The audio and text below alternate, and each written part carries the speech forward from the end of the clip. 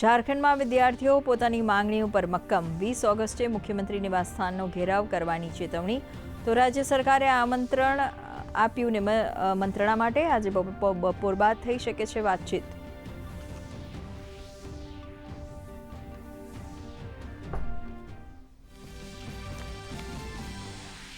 શ્રીરામ મંદિર દાન ભેટમાં થયેલી હેરાફેરીના મામલે સર્વોચ્ચ અદાલતમાં આજે મહત્વપૂર્ણ સુનાવણી. અદાલતની દેખરેખ હેઠળ એસઆઈટી તપાસની માંગ અંગેની અરજી પર થશે સુનાવણી.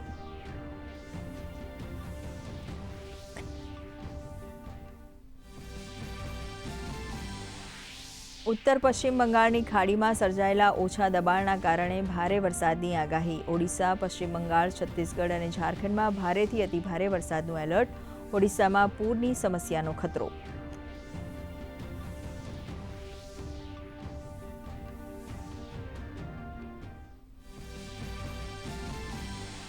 રાજ્યમાં નોંધાયો સિઝનનો સરેરાશ 74.49% વરસાદ. તો કચ્છ, સૌરાષ્ટ્રમાં 25% સુધી વરસાદની ઘટ. છેલ્લા 2 કલાકમાં 40 તાલુકામાં સામાન્ય વરસાદ.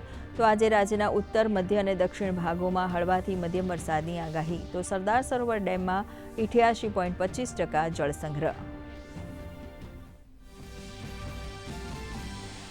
મુખ્યમંત્રી ભૂપેન્દ્ર પટેલના નેતૃત્વમાં ડેલિગેશન સોમવારે પહોંચ્યું સેન ફ્રાન્સિસ્કો. એરપોર્ટ પર ગુજરાતી સમુદાયના અગ્રણીઓએ મુખ્યમંત્રીનું કર્યું ભવ્ય સ્વાગત.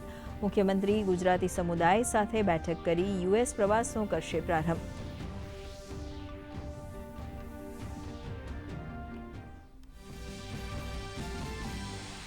પવિત્ર શ્રાવણ માસનો આજે પ્રથમ સોમવાર. પ્રથમ જ્યોતિર્લિંગ સોમનાથ, નાગેશ્વર સહિતના શિવાલયોમાં ભક્તોનું ઉમટ્યું ઘોડાપૂર.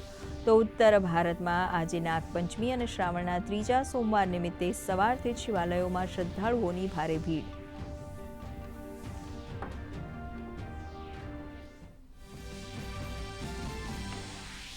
અમેરિકા અને દક્ષિણ કોરિયા વચ્ચે ઈરાનના મુદ્દે વધતો તણાવ. ઈરાન વિરુદ્ધ લશ્કરી કાર્યવાહીમાં ભાગ લેવાનો ઇનકાર કરવા પર અમેરિકાના રાષ્ટ્રપતિ ડોનાલ્ડ ટ્રમ્પે પેન્ટાગોનને આપ્યો દક્ષિણ કોરિયા સાથેનો સંયુક્ત લશ્કરી અભ્યાસ ઘટાડવાનો આદેશ.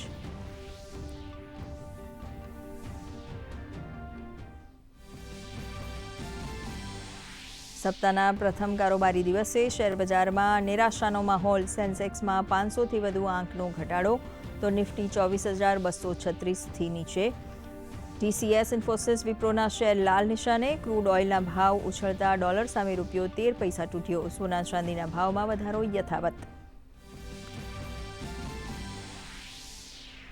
વિશ્વ બેડમિન્ટન ચેમ્પિયનશિપને આજથી નવી દિલ્હીમાં થશે શરૂઆત. પીવી સિંધુ અને સાત્વિક ચિરાગની જોડી ભારતીય ટીમનું કરશે નેતૃત્વ.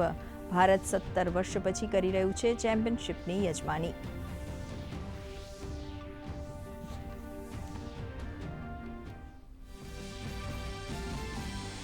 તો પુરુષ હોકીમાં આજે ભારતીય ટીમ પોતાના બીજા મુકાબલામાં ઇંગ્લેન્ડ સામે ઉતરશે મેદાને. પૂલ ડીમાં શીર્ષ સ્થાન મેળવવા અને આગામી રાઉન્ડમાં પોતાની સ્થિતિ મજબૂત કરવા બંને ટીમો માટે મેચ અત્યંત મહત્વપૂર્ણ.